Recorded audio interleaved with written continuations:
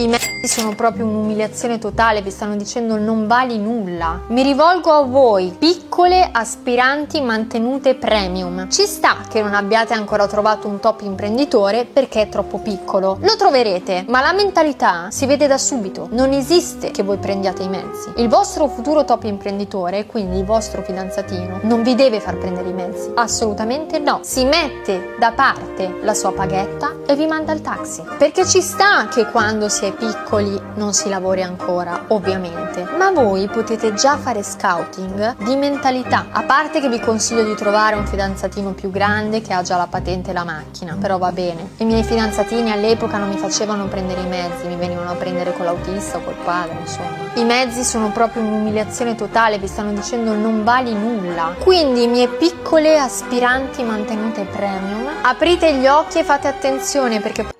Mi raccomando, nipotini belli, da domani tutti in taxi!